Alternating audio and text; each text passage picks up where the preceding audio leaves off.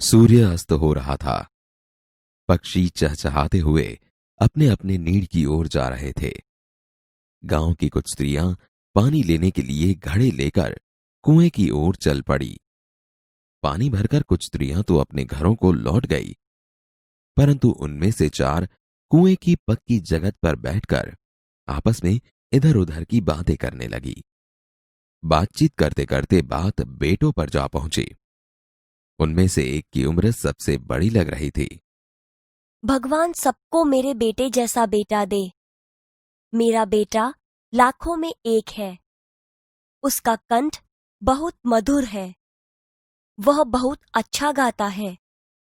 उसके गीत को सुनकर कोयल और मैना भी चुप हो जाती हैं।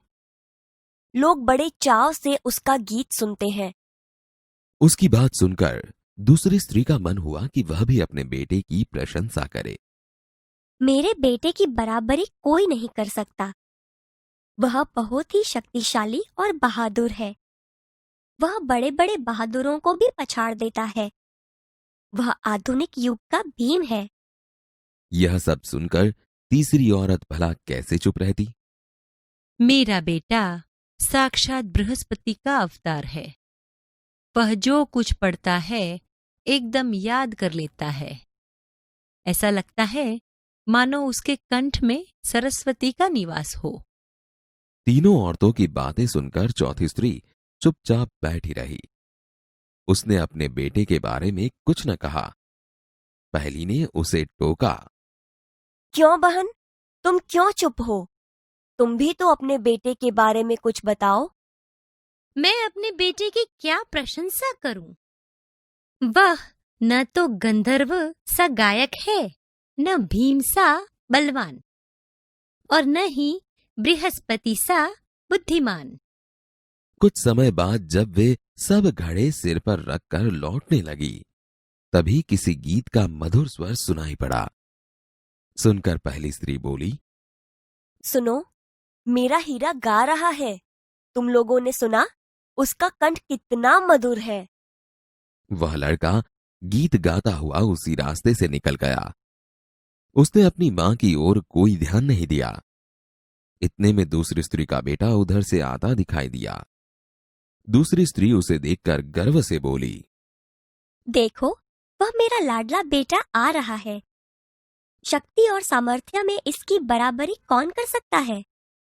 वह यह कह रही थी कि उसका बेटा भी उसकी ओर ध्यान दिए बिना ही निकल गया। वे कुछ आगे बढ़ी तो एकाएक तीसरी स्त्री का बेटा उधर से संस्कृत के श्लोकों का पाठ करता हुआ निकला।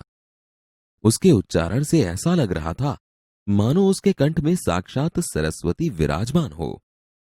देखो, यही है मेरी गोद का हीरा।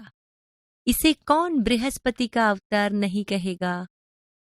परंतु उसका बेटा भी मां की ओर देखे बिना आगे बढ़ गया। वह अभी थोड़ी ही दूर गया था कि चौथी स्त्री का बेटा भी अचानक उधर से आ निकला। वह देखने में बहुत ही सीधा सादा और सरल प्रकृति का लग रहा था। उसे देखकर चौथी स्त्री ने कहा, बहन, यही मेरा लाल है। चौथी स्त्री उसके बारे में बता ही रही थी कि उसका बेटा पास आ पहुंचा। अपनी मां को देखकर वह रुक गया और बोला, मां, लाओ मैं तुम्हारा घड़ा पहुंचा दूं। मना करने पर भी उसने मां के सिर से पानी भरा घड़ा उतारकर अपने सिर पर रखा और घर की ओर चल पड़ा। तीनों औरतें बड़े ही आश्चर्य से चौथी स्त्री के बेटे को देखती रहीं।